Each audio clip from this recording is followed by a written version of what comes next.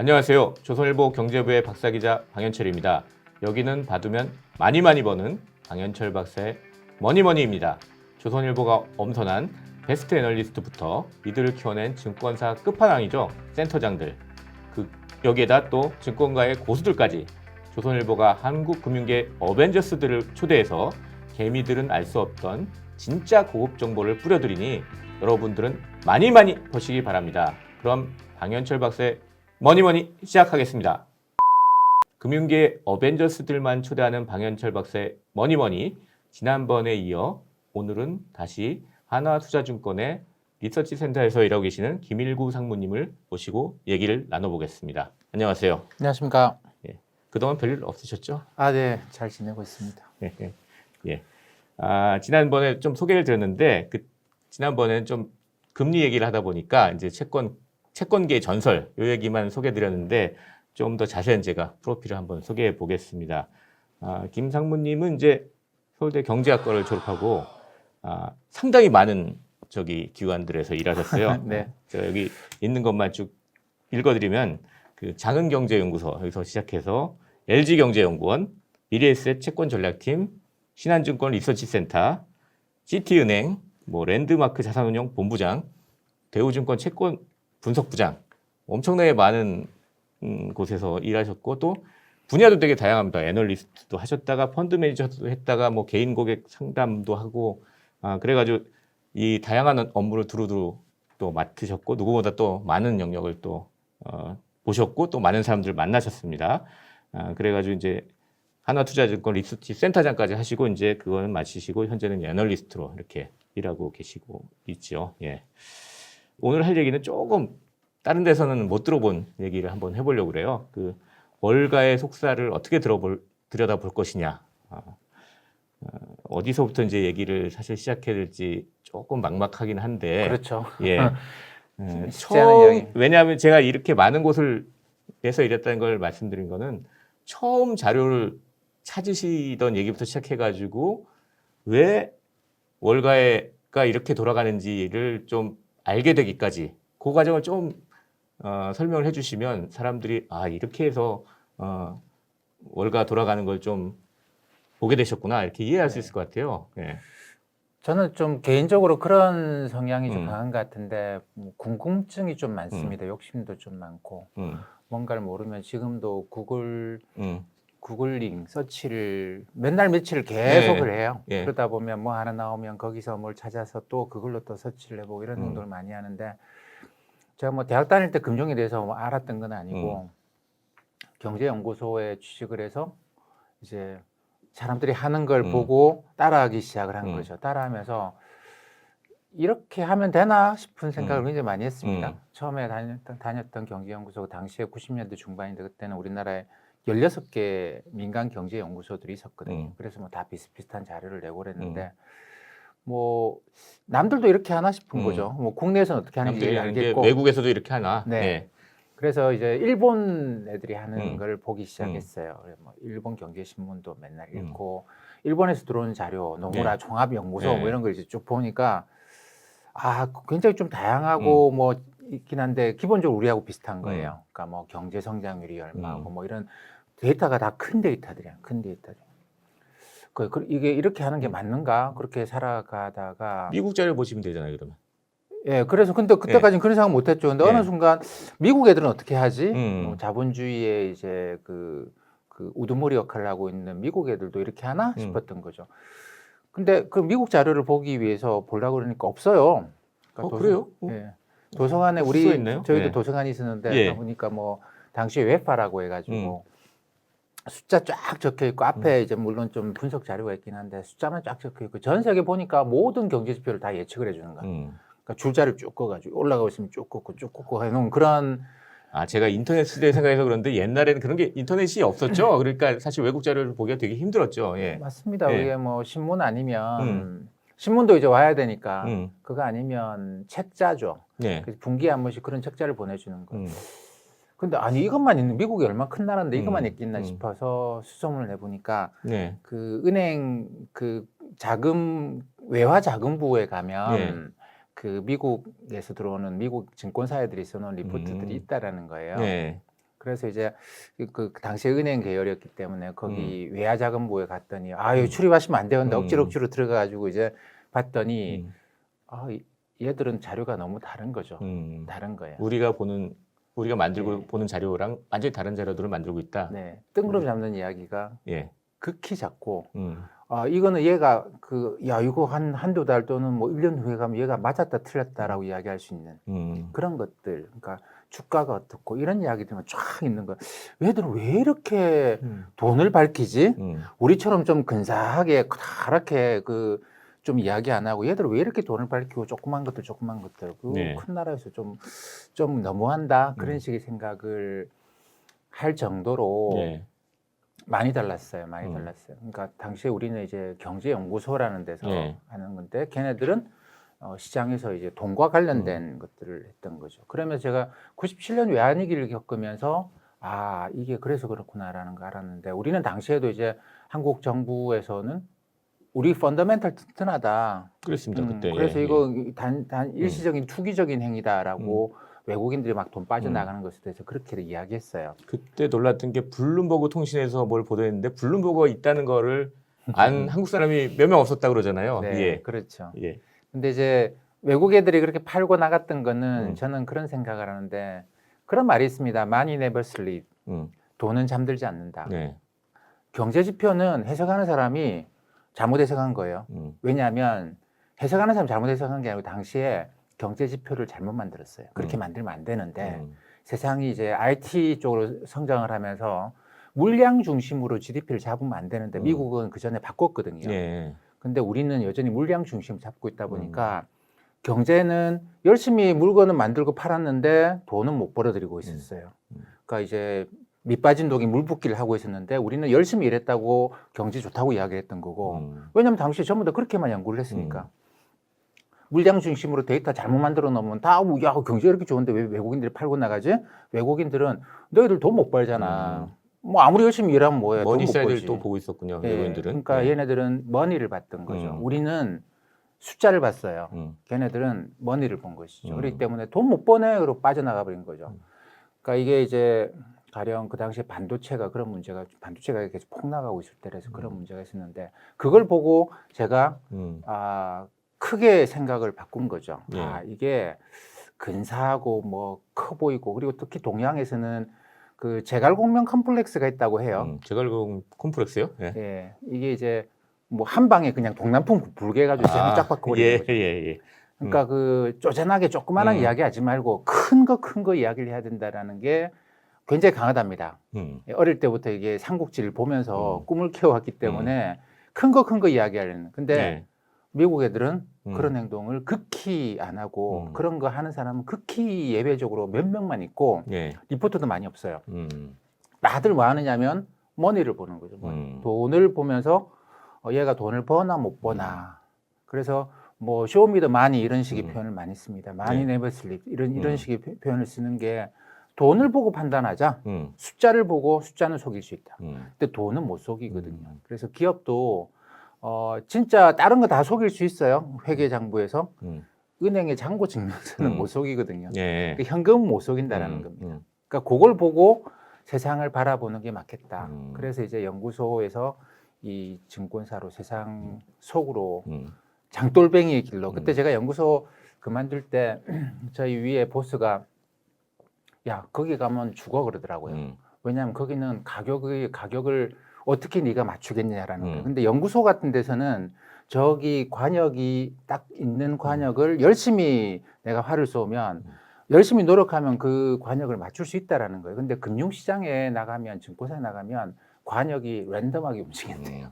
네가 아무리 열심히 해봐라 맞출 수 있나 이런 거죠. 거기를 왜 가려고 해라고 저희 보스가 저를 말리더라고요. 근데 제가 그때 그랬죠. 세상이 제가 생각하던 거가 아닌 것 같습니다. 저는 이제 세상으로 나가서 장돌뱅이처럼 세상을 좀 돌아다녀 보면서 세상이 어떻게 진짜로 움직이는지를 머니의 관점에서 한번 보겠습니다. 그래서 금리를 이렇게 또 잘 보셨나 보네요. 그러니까 그 이후에. 그렇게 세상을 보기 시작하니까 재밌더라고요. 근데 지금도 많은 애널리스트들이 이 숫자에 집착을 해요. 숫자에 집착을 하고 그런데 저는 이제 요거는 뭐 그래서 뭐 이런저런 너무 이론적인 면에 집중하는 경우는 많고 저는 이제 철저하게 돈의 관점에서 금리도 본 것이죠. 네.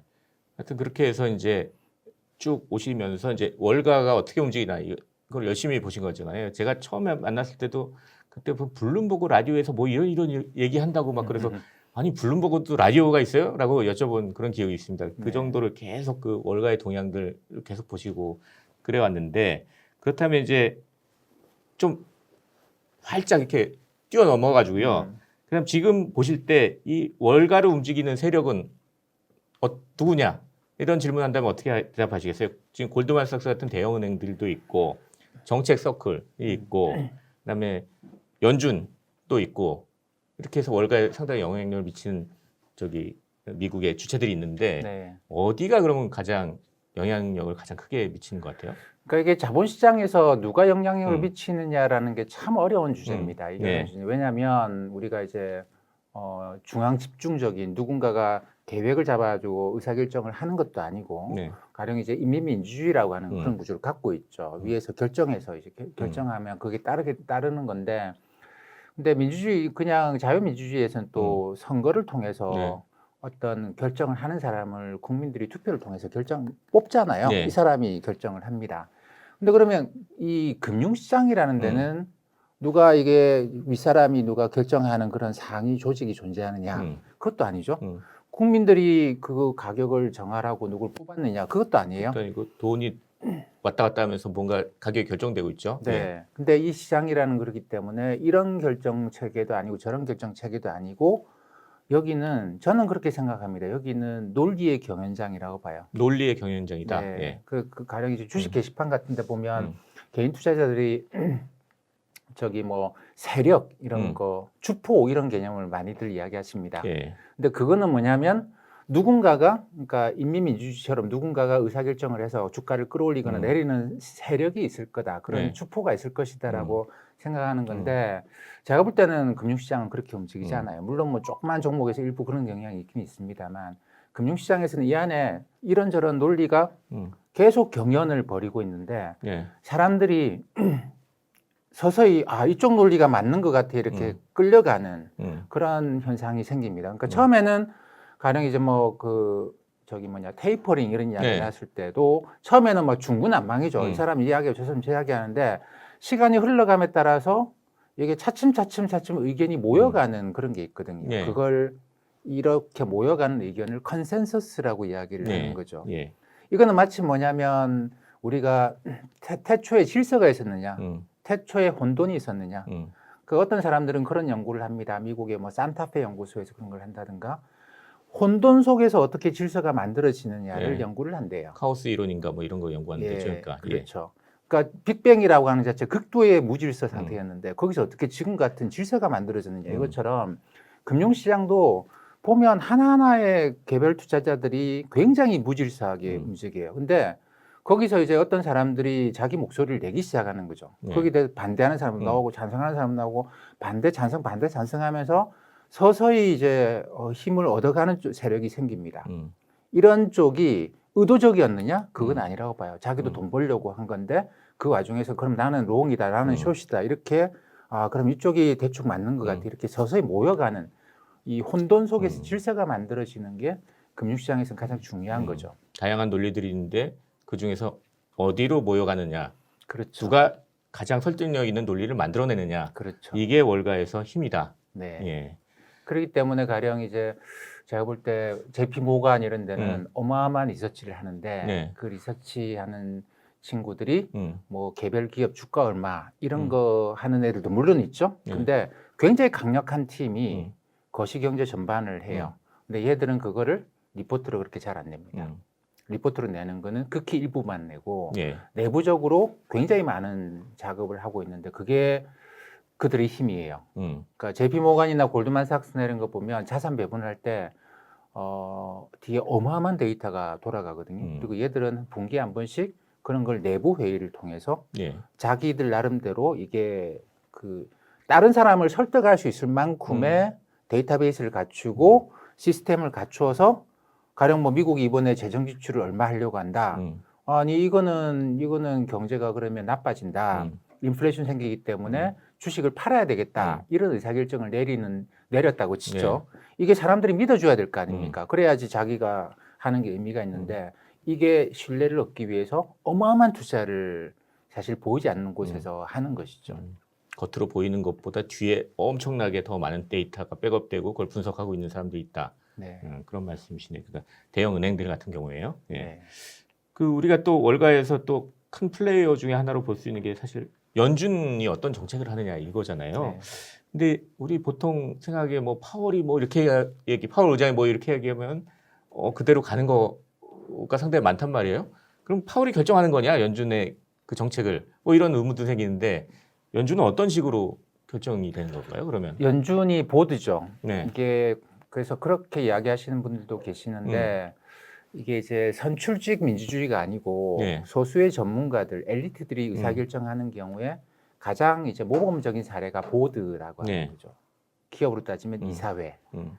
그러니까 이 사람들끼리는 결국은 결정은 하나가 나와야 돼요. 근데 다들 의견은 다르거든요. 근데 여기서 어떻게 이제 하나의 결정을 모아갈 것인가.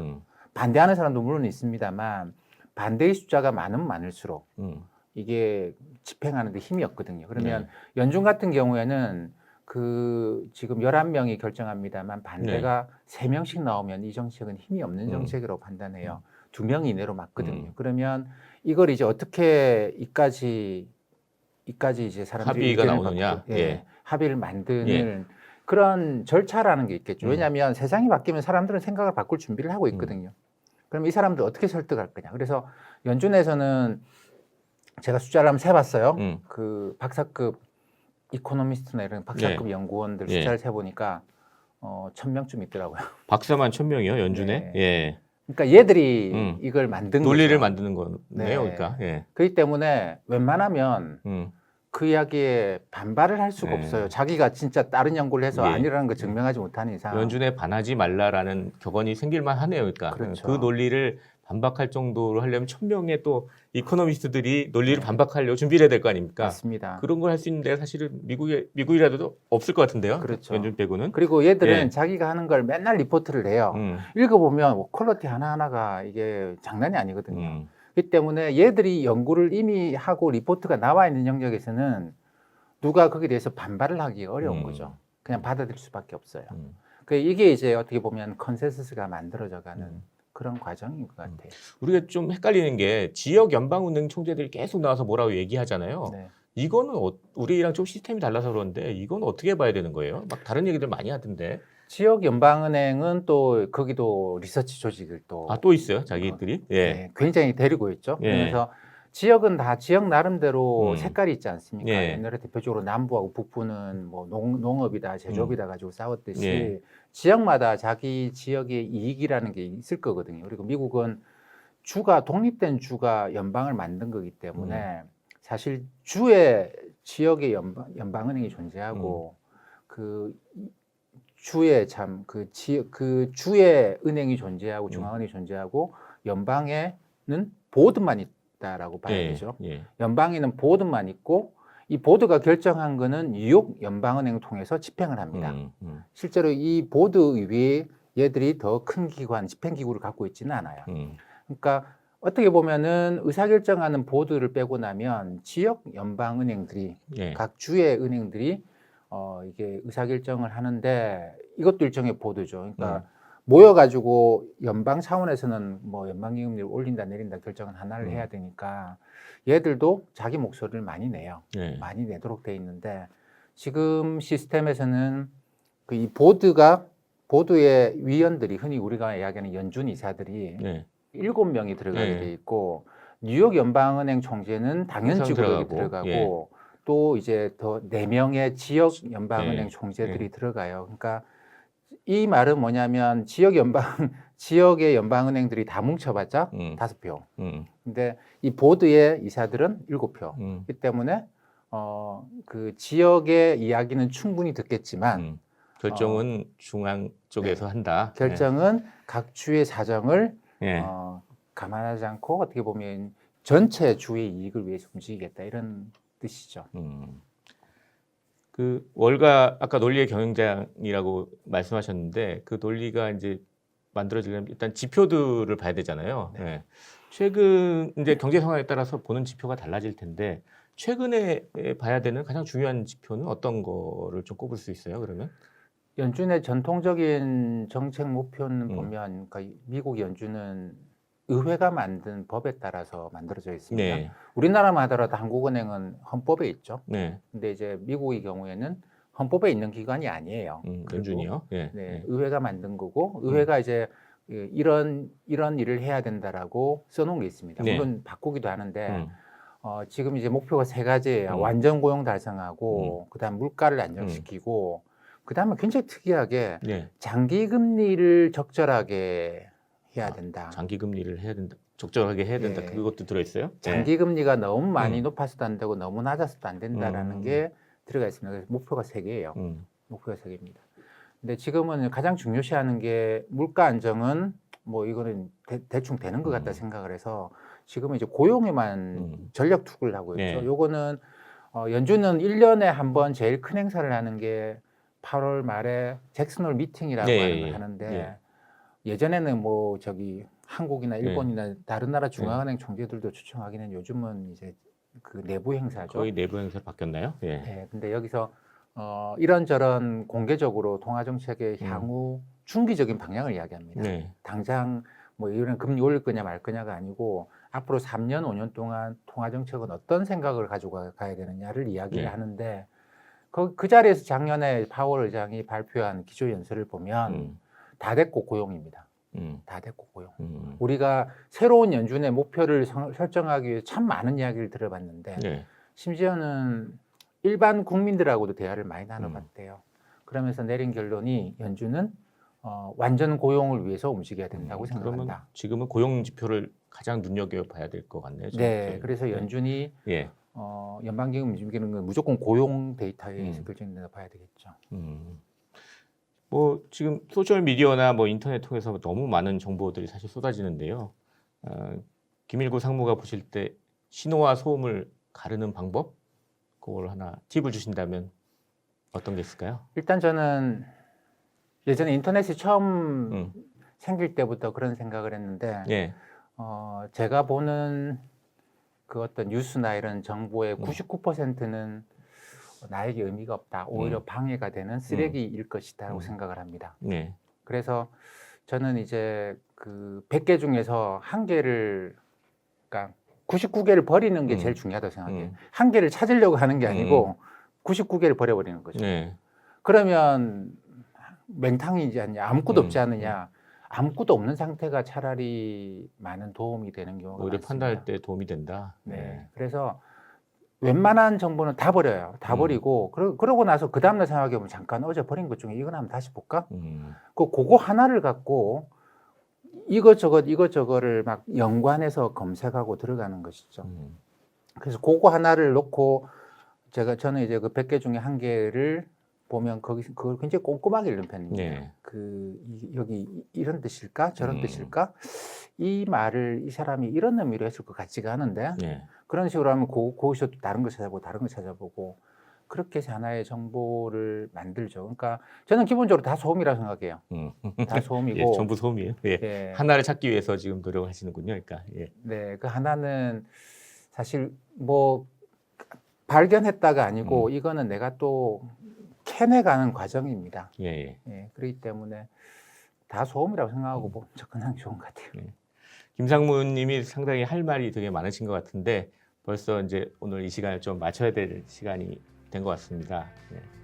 이렇게 해가지고 방현철 박사의 머니머니 이제 김일구 상무님과 함께 했습니다. 이제 조설보 머니 구독자분들한테 마무리 인사 좀 부탁드리겠습니다.